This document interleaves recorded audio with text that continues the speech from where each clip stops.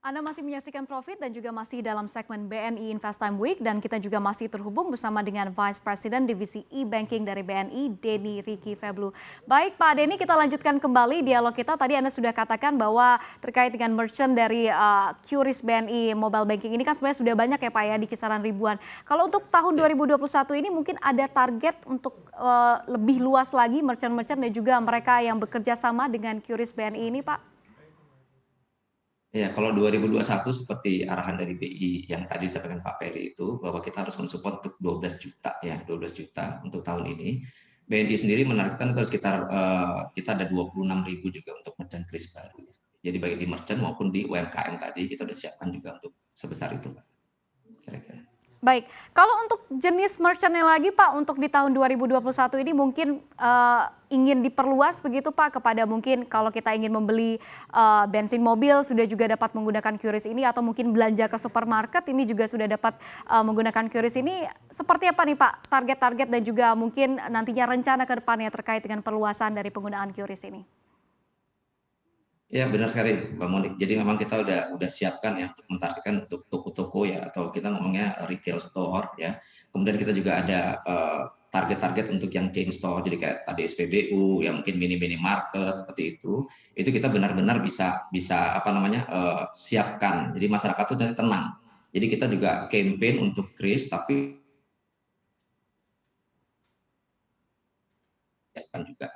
Jadi artinya nanti kemana aja kalau mau belanja udah krisnya tersedia seperti itu. Tapi jangan lupa ya Mbak ya, scan-nya pakai mobile banking BNI seperti itu. Baik, kalau untuk penggunanya sendiri saat ini Pak, apakah BNI melihat ada peningkatan pengguna dari QRIS ini di tengah pandemi atau seperti apa nih Pak Denny? Kalau pandemi peningkatan ada. Cuman mungkin karena ini kris juga baru ya Mbak ya, jadi baru tahun 2019 di launching ya. Jadi memang dia pelan-pelan, dia maksudnya belum terlalu melonjak tapi udah ada peningkatan seperti itu. Jadi kita juga perlu banyak sosialisasi lagi karena yang tadi disampaikan di atas memang banyak orang masih ragu ya ini sebenarnya bisa apa tidak. Karena kris ini sebenarnya Mhm. kita scan kris apa saja itu bisa. Jadi walaupun krisnya dari katakan yang menyediakan ya, dari katakan tempat-tempat lain, itu kita bisa scan asal itu kris seperti itu. Jadi nggak perlu ragu lagi masyarakat. Baik, dan benar seperti kata Bapak mungkin sepertinya masih banyak nasabah yang tidak tahu dan juga akhirnya harus repot-repot ya untuk top up dompet e-wallet mereka. Nah, seperti apa Anda melihat mungkin terkait dengan animo masyarakat saat ini kan kita ketahui juga bahwa kris ini kan seperti Anda katakan tadi Pak Denny, ini cukup baru ya. Tapi seperti apa nih hingga saat ini Ya. animo dari masyarakat dan juga nasabah sendiri Pak Denny? Ya, sebenarnya animo meningkat ya Mbak ya. Apalagi kalau sekarang kan, kalau dulu mungkin tadi sampaikan ya, misalnya ya, kalau kita mau belanja, mau scan ya pakai kris gitu kan, kita harus dari tabungan kita pindah ke kita punya wallet ya, istilahnya wallet-wallet gitu kan ya. Macam-macam lah ya, walletnya banyak sekali. Nah, baru kita scan. Nah, dengan BNI Mobile Banking itu kita nggak perlu pindahkan dana lagi, jadi langsung aja. Nah, ini yang kemudahan yang kita buat sehingga masyarakat tuh tidak perlu ragu lagi. Jadi nggak usah lagi dari Mhm. rekeningnya dia dipindah ke walletnya dia, baru dia belanja, tapi langsung aja. Langsung pilih ada kris di scan, otomatis akan motong dari tabungannya dia. Dan kita lebih lebih apa ya lebih lebih pede karena kita tahu sendiri angka kita berapa di tabungan itu. Kira-kira itu memang memang masyarakat harusnya setelah mengetahui ini harusnya akan lebih meningkat lagi ya karena tidak perlu repot-repot lagi. Kalau dulu kan masih sering ya pindahin dong Mhm. ke wallet gitu kan ya, pindahin dong mau belanja nih. Kalau ini kan nggak perlu lagi langsung.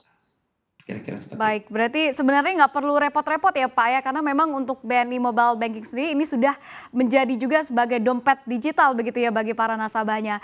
Nah Pak Denny selanjutnya kita ketahui bahwa Bank Indonesia ini kan menargetkan bahwa 12 juta UMKM di tahun 2021 ini akan terhubung dengan QRIS ini. Kalau dari BNI sendiri seperti apa nih Pak upaya-upaya yang dilakukan untuk menghubungkan lebih banyak lagi UMKM kita terhadap QRIS ini? Ya, jadi UMKM ini sebenarnya BNI sendiri punya binaan banyak, cukup banyak. Jadi mungkin biar Mbak Monik tahu ya, kita juga punya binaan UMKM itu banyak sekali. Hanya sekarang kita tinggal menghubungkan saja. Jadi BNI juga dari dulu sudah merangkul UMKM. Jadi tidak baru karena kris ini. Jadi prinsipnya adalah kita akan terus menggalang juga UMKM yang sudah ada menjadi binaan kita ataupun yang belum. Dan kita juga ada kerjasama dengan pihak-pihak lain. Jadi kayak semacam kalau kita istilah itu agregator ya. Jadi misalnya ada satu perusahaan, mengagregat banyak UMKM, kita juga bisa kerjasama dengan mereka. Karena sekali kerjasama itu bisa akan kena lebih banyak lagi untuk krisnya seperti itu. Baik, kalau untuk UMKM binaan dari BNI yang seperti Pak Denny katakan tadi, mungkin bisa di-share sedikit Pak terkait dengan sektor-sektor apa saja nih yang menjadi UMKM binaan dari BNI? Banyak Mbak, tapi paling banyak itu di usaha-usaha kecil ya. Kalau kita ngomong itu mungkin yang pedagang-pedagang seperti itu ya. Mungkin kalau Mbak Monik pernah ke rest area ya itu akan banyak sekali ada pedagang-pedagang jual tradisional gitu ya. Itu rata-rata binaan BNI banyak di situ.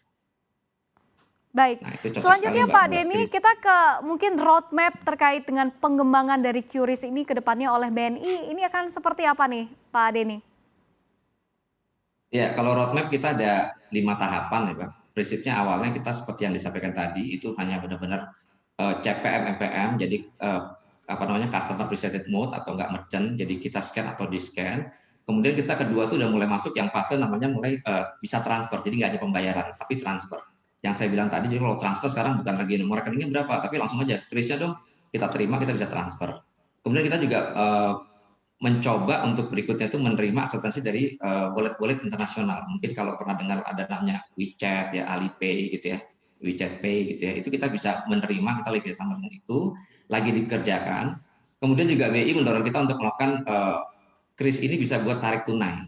Jadi kebayang ya nanti dunia ini benar-benar semua saya mau tarik tunai, krisnya mana seperti itu ya. Jadi benar-benar menggunakan kris itu macam-macam. Kemudian juga kita udah mau siapkan juga itu cross border, artinya mungkin wisatawan dari asing ya, dari contohnya dalam hal ini Thailand datang ke Indonesia, itu mereka bisa menggunakan kris, atau wisatawan Indonesia yang sering berkunjung ke Thailand.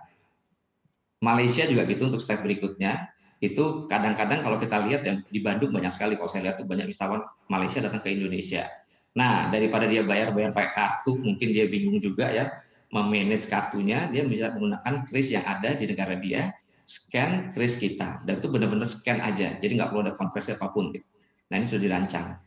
Roadmap terakhir adalah kita juga menerima untuk negara-negara lain. Jadi selain tadi Thailand, Malaysia, kedepannya kita akan siapkan buat negara-negara lain seperti itu. Baik, dengan segala macam kemudahan yang ditawarkan oleh QRIS ini dan juga bahkan tadi Anda katakan Pak Denny ini bisa juga bertransaksi di luar negeri dan juga sebagainya. Seperti apa BNI melihat terkait dengan potensi pengguna dari QRIS ini dibandingkan dengan jumlah yang ada di BNI saat ini Pak? Apakah mungkin nantinya akan menjadi sesuatu yang menjadi kebutuhan juga bagi para nasabah atau seperti apa Anda melihatnya Pak Denny? Kalau saya lihat sih ke depannya sangat berguna ya, karena BNI sendiri kebetulan juga kita baru juga untuk launching CPM MPM ini. Jadi kita sekarang lagi gencar sosialisasi. Kalau ditanya potensinya luar biasa ya, karena ini benar-benar kemudahan sekali ya. Kalau kita lihat sekarang kita masih menggunakan debit itu dengan cara di dip seperti itu ya. Kalau nanti sumbernya debit, tapi benar-benar kita scan. Ya, jadi saya rasa ini sangat-sangat berguna ya dan sangat berpotensi untuk kedepannya karena lebih mudah tadi dan kita nggak perlu bersentuhan ya. Mungkin kalau sekarang kita bisa lihat pandemi kan belum selesai, ini benar-benar setiap habis dip kita lap kartunya disemprot gitu ya. Kalau ini benar-benar handphone di tangan kita, semua tangan kita. Bahkan satu lagi yang mungkin tadi saya lupa jelaskan, ada yang namanya TTM. Jadi kris itu tanpa tatap muka. Artinya misalnya kalau kita misalnya katakan ya mau bulan Ramadan ini kita punya masjid yang mau kita sumbang gitu kan ya. Kita cuma minta QR-nya aja. Tolong kirim QR-nya, kita bisa transfer lewat QR itu. Tanpa kita harus pergi katakan ke masjid di daerah kita atau di tempat tinggal kita atau di desa kita seperti itu. Jadi sangat-sangat menarik dari sini. Saya rasa itu. Baik. Sangat mudah dan juga tinggal scan aja begitu ya Pak penggunaannya. Terima kasih sekali Ya, atas waktu Anda, Vice President Divisi E-Banking BNI, Denny Ricky Feblu. Pastinya sehat selalu dan juga sukses selalu untuk Anda Pak. Nah, bagi Anda yang ingin mengikuti berita ekonomi dan juga bisnis, jangan lupa untuk install CNBC Indonesia di App Store dan juga di Play Store.